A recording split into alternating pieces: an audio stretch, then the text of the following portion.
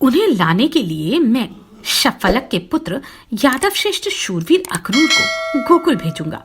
साथ ही वृंदावन में विचरने वाले घोर असुर केशी को भी आज्ञा दूंगा। नमस्कार। अगर आप किसी कारणवश मुझे सब्सक्राइब नहीं कर सकते तो लाइक अवश्य कीजिएगा। जब इंद्र अपना यज्ञ समाप्त होने के कारण क्रोध में भरकर नंदगोप और अन्य गायों को पीड़ित करने की इच्छा से आगे बढ़े तो क्या हुआ, जानते हैं इस अध्याय में। श्री पराशर जी बोले, हे द्विज, इंद्र की ऐसी आज्ञा होने पर गांव को नष्ट करने के लिए मेघों ने अति प्रचंड वायु और वर्षा छोड़ दी। हे मुने, उस समय एक क्षण में ही मेघों की छोड़ी हुई महान जलधाराओं से पृथ्वी, दिशाएं और आकाश एक रूप हो गए। मेघगण मानो विद्युत लतारूप दंडाघात से भयभीत होकर महान शब्द से दिशाओं को व्याप्त करते हुए मूसलाधार पानी बरसाने लगे। इस प्रकार मेघों के अहर्निश बरसने से संसार के अंधकार पूर्ण हो जाने पर ऊपर नीचे और सब ओर से समस्त लोक जलमय सा हो गया। वर्षा और वायु के वेग पूर्वक चलते रहने से गांव के कटी, जंघा और ग्रीवा आदि सुन्न हो गए और कांपते कांपते अपने प्राण छोड़ने लगी, अर्थात मूर्छित हो गई।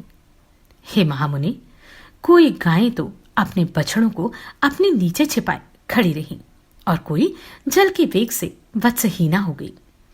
वायु से कांपते हुए दीनवंदन बछड़े मानो व्याकुल होकर मंद स्वर से कृष्णचंद्र से रक्षा करो ऐसा कहने लगे। हे मैत्रेय, उस समय गौ, गोपी और गोपगण के सहित संपूर्ण गोकुल को अत्यंत व्याकुल देखकर श्रीहरि ने विचारा, यज्ञ भंग होने के कारण विरोध मानकर यह सब इंद्र का ही किया है, अतः अब मुझे संपूर्ण व्रज की रक्षा करनी चाहिए। अब मैं धैर्यपूर्वक बड़ी बड़ी शिलाओं से घनीभूत इस पर्वत को उखाड़कर इसे एक बड़े छत्र के समान व्रज के ऊपर धारण करूंगा। श्री पराशर जी बोले, श्री कृष्णचंद्र ने ऐसा विचार कर गोवर्धन पर्वत को उखाड़ लिया और उसे लीला से ही अपने एक हाथ पर उठा ली। पर्वत को उखाड़ लेने पर शूरनंदन श्री श्याम सुंदर ने गोपों से हंसकर कहा, आओ शीघ्र ही इस पर्वत के नीचे आ जाओ। मैंने वर्षा से बचने का प्रबंध कर दिया। यहां वायुहीन स्थानों में आकर सुखपूर्वक बैठ जाओ। निर्भय होकर प्रवेश करो। पर्वत के गिरने आदि का भय मत करो। श्री कृष्णचंद्र के ऐसा कहने पर जल की धाराओं से पीड़ित गोप और गोपियां अपने बर्तनों को छकड़ों में रखकर गांव के साथ पर्वत के नीचे चले आए।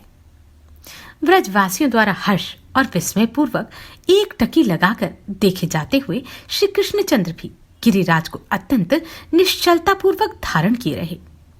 जो प्रीतिपूर्वक आंखें फाड़कर देख रहे थे, उन हर्षचित गोप और गोपियों से अपने चरिताओं का स्तवन होते हुए श्री कृष्णचंद्र पर्वत को धारण किए रहे।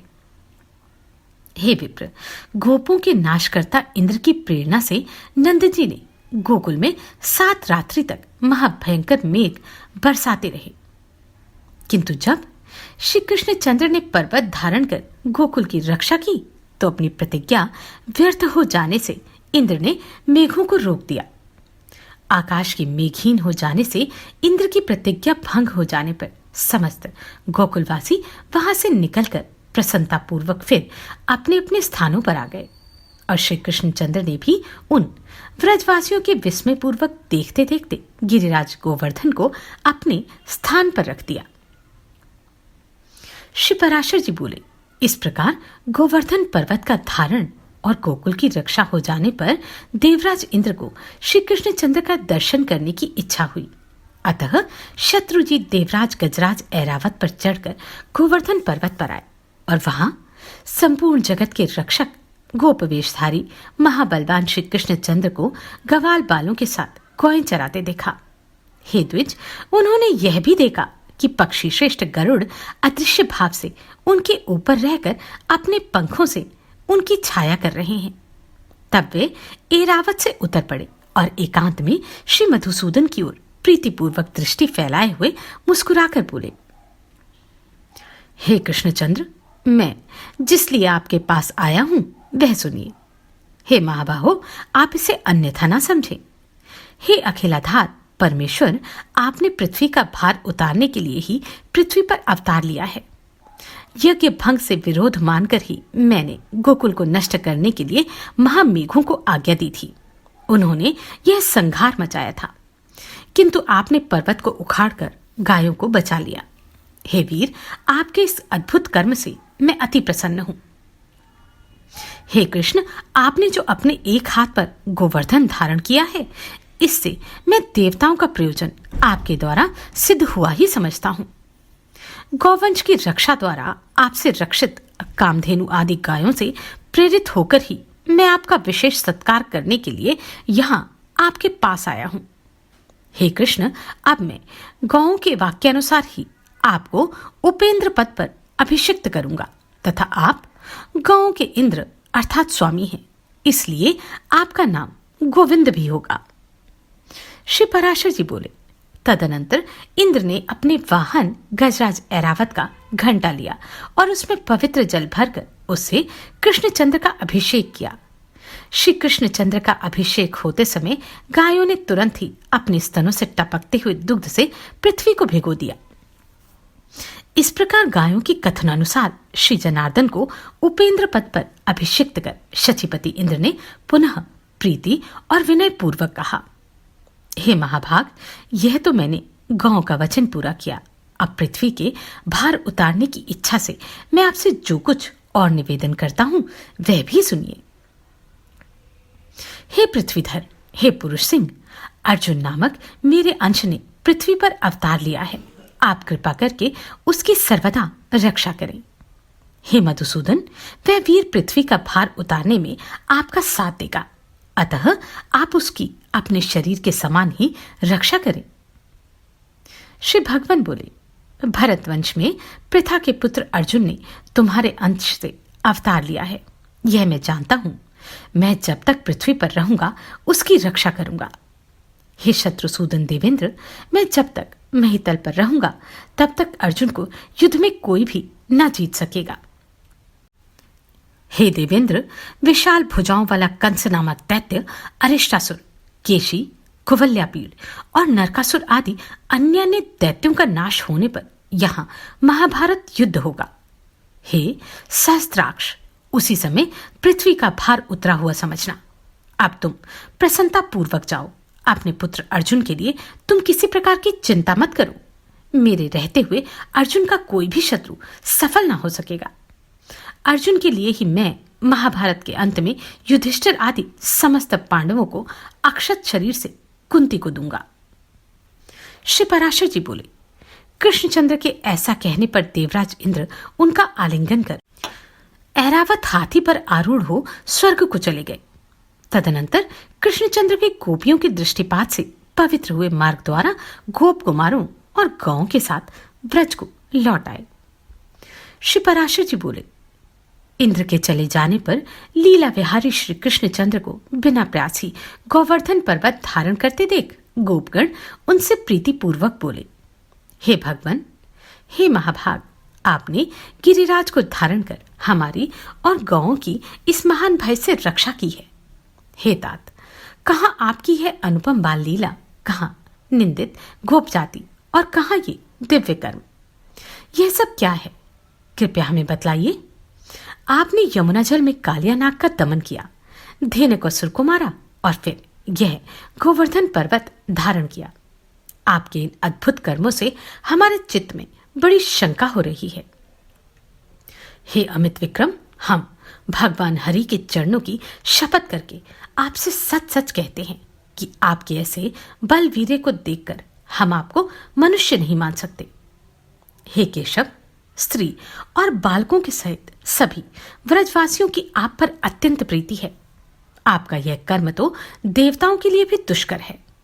हे कृष्ण, आपकी यह बाल्यावस्था, विचित्र बलवीर और हम जैसे नीच पुरुषों में जन्म लेना। हे अम्यात्मन, ये सब बातें विचार करने पर हमें शंका में डाल देती हैं।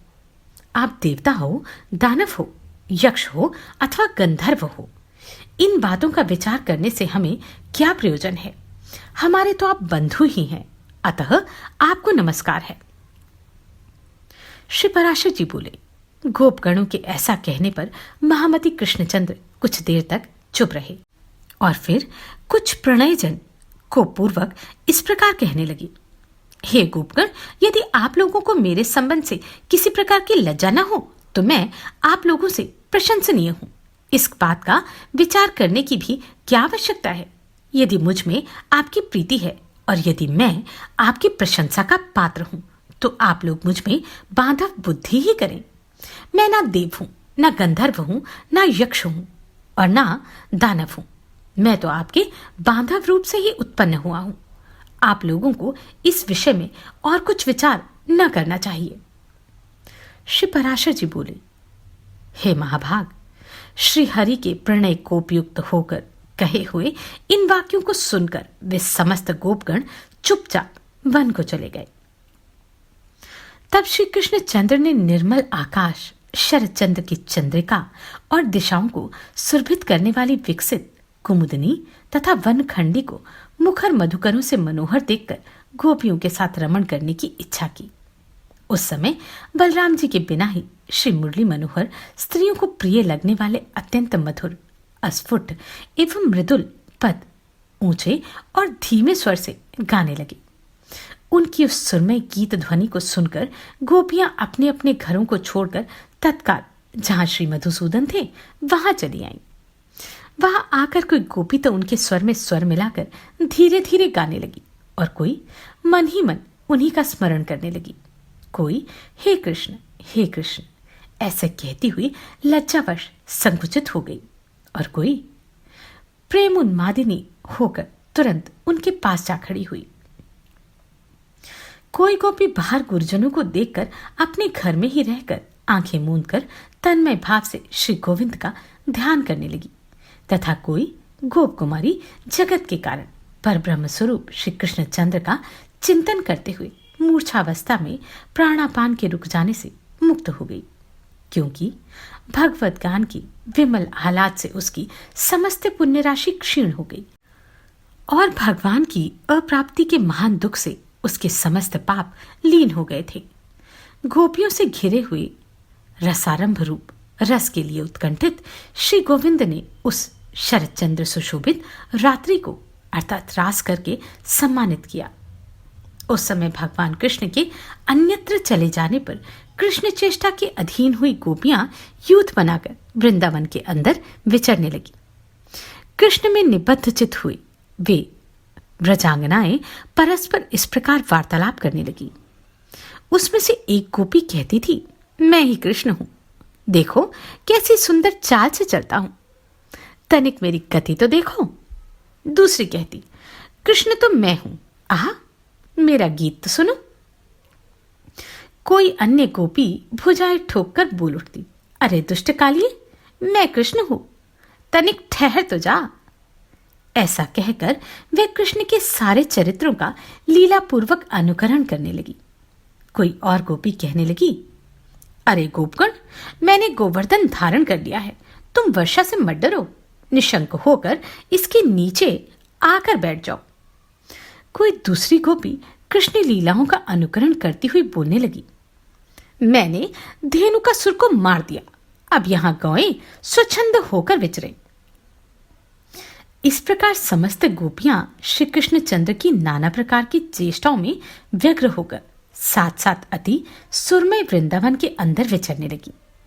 खिले हुए कमल जैसे नेत्रों वाली एक सुंदरी गोपांगना सर्वांग पुलकित हो पृथ्वी की ओर देखकर कहने लगी, अरियाली, ये लाली ललितगामी कृष्णचंद्र के ध्वजा, वज्र, अंकुश और कमल आदि की रेखाओं से सुशोभित पदचिन्ह तो देखो, और देखो उनके साथ कोई पुण्यवती मदमाती युवती भी आ गई है।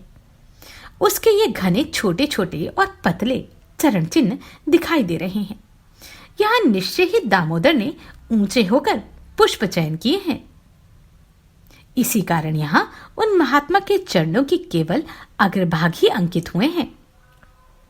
यहां बैठकर उन्होंने निश्चय ही किसी बड़भागिनी का पुष्पों से श्रृंगार किया है। अवश्य ही उसने अपने पूर्वजन्म में सर्वात्मा श्री विष्णु भगवान की उपासना की होगी।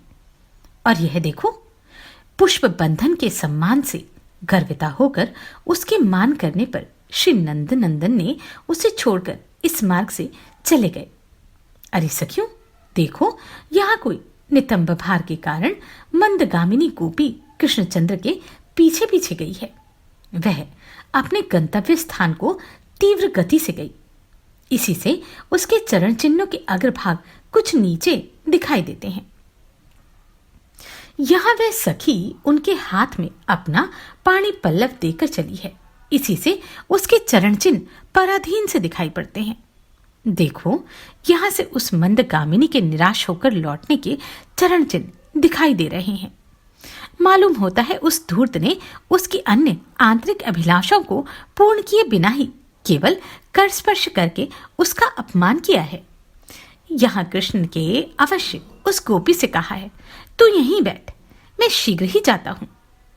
इस वन में रहने वाले राक्षस को मारकर पुनः तेरे पास लौट आऊंगा। इसलिए यहां उनके चरणों के चिन्ह शीघ्र गति के दिख रहे हैं।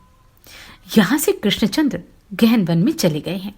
इसी से उनके चरण चिन्ह दिखलाई नहीं देते। अब सब लौट चलो, इस स्थान पर चंद्रमा की किरणें नहीं पहुंच सकती।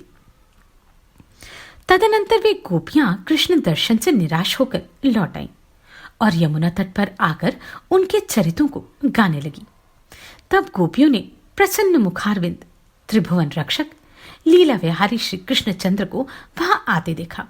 उस समय कोई गोपी तो श्री गोविंद को आते देखकर अति हर्षित हो केवल कृष्ण कृष्ण कृष्ण इतना ही कहती रह गई और कुछ न बोल सकी। कोई प्रणय कोपवश अपनी ब्रभंगी से ललाट से कोड़कर श्रीहरि को देखते हुए अपने नेत्र रूप भ्रमरों द्वारा उनके मुख कमल का मकरंद पान करने लगी। कोई गोपी गोविंद को देख नेत्र मूंद कर उन्हीं के रूप का ध्यान करती हुई योगारूढ़ सी भासित होने लगी। तब श्री माधव किसी से प्रिय भाषण करके, किसी को और भ्रूभंगी से देखकर और किसी का हाथ पकड़कर उन्हें मनाने लगे। फिर उदारचरित श्रीहरि ने उन प्रसन्नचित्त गोपियों के साथ रासमंडल बनाकर आदरपूर्वक रमण किया। किंतु उस समय कोई भी गोपी कृष्णचंद्र की सानिध्य को न छोड़ना चाहती थी। इसलिए एक ही स्थान पर स्थिर रहने के कारण रासोचित मंडल न बन सका। तब उन गोपियों में से एक एक का हाथ पकड़कर श्रीहरि ने रासमंडल की रचना की। उस समय उनके कर स्पर्श से प्रत्येक गोपी की आंखें आनंद से मुंद जाती थी। तदनंतर रास क्रीड़ा आरंभ हुई। उसमें गोपियों की चंचल कंकणों की झनकार होने लगी और क्रमशः शरद वर्णन संबंधित गीत होने लगे। उस समय कृष्णचंद्र चंद्रमा, चंद्रिका और कुमुदवन संबंधी गान करने लगे। किंतु गोपियों ने तो बारंबार केवल कृष्ण नाम का ही गान किया। फिर एक गोपी ने नृत्य करते करते थक कर चंचल कंकण की झनकार से युक्त अपनी बाहुलता श्री मधुसूदन के गले में डाल दी। किसी निपुण गोपी ने भगवान के गान की प्रशंसा करने के बहाने भुजा फैलाकर श्री मधुसूदन को आलिंगन करके चूम लिया। श्रीहरि की भुजाएं गोपियों के कपोलों का चुंबन पाकर उन कपोलों में पुलकावली रूप धान्य की उत्पत्ति के लिए स्वेद रूप जल के मेघ बन गई। कृष्णचंद्र जितने उत्स्वर से रासोचित गान गाते थे, उससे दूने शब्द से गोपियां धन्य कृष्ण की ही ध्वनि लगा रही थी। भगवान के आगे जाने पर गोपियां उनके पीछे जाती और लौटने पर सामने चलती। इस प्रकार वे अनुलोम और प्रतिलोम गति से श्रीहरि का साथ देती थी। श्री मधुसूदन भी गोपियों के साथ इस प्रकार रास क्रीड़ा कर रहे थे कि उनके बिना एक क्षण भी गोपियों को करोड़ों वर्षों के समान प्रतीत होता था। वे रास रसिक गोपांगनाएं पति, माता पिता और भ्राता आदि के रोकने पर भी रात्रि में श्री श्याम सुंदर के साथ विहार करती थी। शत्रुहंता अम्यात्मा श्री मधुसूदन भी अपनी किशोरावस्था का मान करते हुए रात्रि के समय उनके साथ रमण करते थे। वे सर्वव्यापी ईश्वर श्री कृष्णचंद्र गोपियों में, उनके पतियों में तथा समस्त प्राणियों में आत्मस्वरूप से वायु के समान व्याप्त थे। जिस प्रकार आकाश, अग्नि, पृथ्वी, जल, वायु और आत्मा समस्त प्राणियों में व्याप्त है, उसी प्रकार वे भी सब पदार्थों में व्यापक हैं। श्री पराशर जी बोले, एक दिन सायंकाल के समय जब श्री कृष्णचंद्र रास क्रीड़ा में आसक्त थे, अरिष्ट नामक एक मदोन्मत्त असुर वृष रूप धारण करके सबको भयभीत करता हुआ ब्रज में आया। इस अरिष्टासुर की कांति सजल जलधर के समान कृष्णवर्ण थी। सींग अत्यंत तीक्ष्ण थे, नेत्र सूर्य के समान तेजस्वी थे और अपने खुरों की चोट से वह मानो पृथ्वी को फाड़े डालता था। वह दांत पीसता हुआ पुनः पुनः अपनी जीभा से ओंठों को चाट रहा था। उसने क्रोधवश अपनी पूंछ उठा रखी थी तथा उसके स्कंद बंधन कठोर थे।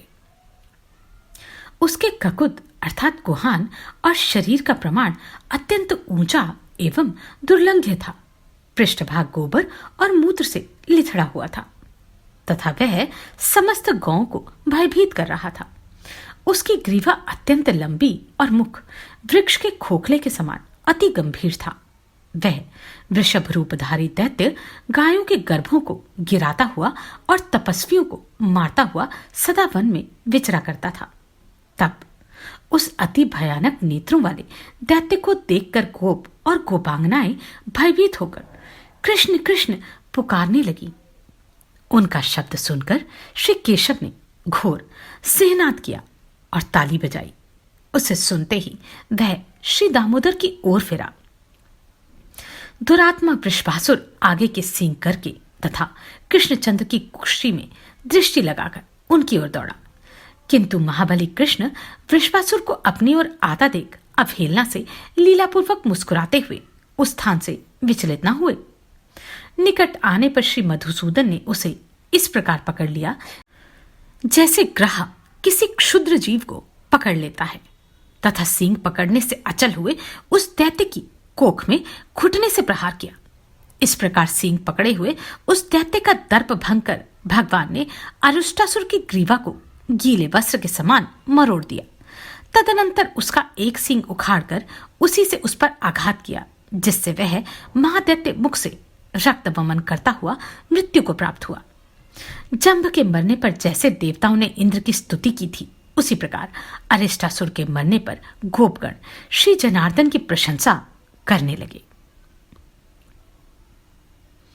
श्री पराशर जी बोले, वृषभ रूपधारी अरिष्टासुर धेनुक और प्रलंब आदि का वध, गोवर्धन पर्वत का धारण करना, कालिय नाग का दमन, तो विशाल वृक्षों का उखड़ना, पूतना वध तथा शकट का उलट देना आदि अनेक लीलाएं हो जाने पर एक दिन नारद जी ने कंस को यशोदा और देवकी के गर्भ परिवर्तन से लेकर जैसा जैसा हुआ था वह सब वृतांत क्रमशः सुना दिया। देवदर्शन नारद जी से यह सब बातें सुनकर दुर्बुद्धि कंस ने वसुदेव जी के प्रति अत्यंत क्रोध प्रकट किया। उसने अत्यंत कोप से वसुदेव जी को संपूर्ण यादवों की सभा में डांटा तथा समस्त यादवों की भी निंदा की और यह कार्य विचारने लगा, यह अत्यंत बालक राम और कृष्ण जब तक पूर्ण बल प्राप्त नहीं करते तभी तक मुझे इन्हें मार देना चाहिए, क्योंकि युवावस्था प्राप्त होने पर तो ये अजय हो जाएंगे। मेरे यहाँ महावीरशाली चाणूर और महाबली मुष्टिक जैसे मल्ल हैं। मैं इनके साथ मल्ल युद्ध कराकर इन दोनों दुर्बुद्धियों को मरवा डालूंगा। उन्हें महान धनुर्यज्ञ के मिस से व्रत से बुलाकर ऐसे ऐसे उपाय करूंगा जिससे वे नष्ट हो जाए। उन्हें लाने के लिए मैं शफलक के पुत्र यादव श्रेष्ठ शूरवीर अक्रूर को गोकुल भेजूंगा। साथ ही वृंदावन में विचरने वाले घोर असुर केशी को भी आज्ञा दूंगा, जिससे वह महाबली दैत्य उन्हें वही नष्ट कर देगा। अथवा यदि किसी प्रकार बचकर वे दोनों वसुदेव पुत्र गोप मेरे पास आ भी गए तो उन्हें मेरा कुवल्यापीड़ हाथी मार डालेगा। ऐसा सोचकर उस दुष्टात्मा कंस ने वीरवर राम और कृष्ण को मारने का निश्चय कर अक्रूर जी से प्रार्थना की। नमस्कार, मैं आभा शर्मा जावास। यदि आपको मेरा ये प्रयत्न सराहनीय लगा हो तो मुझे सब्सक्राइब करके प्रोत्साहित करें।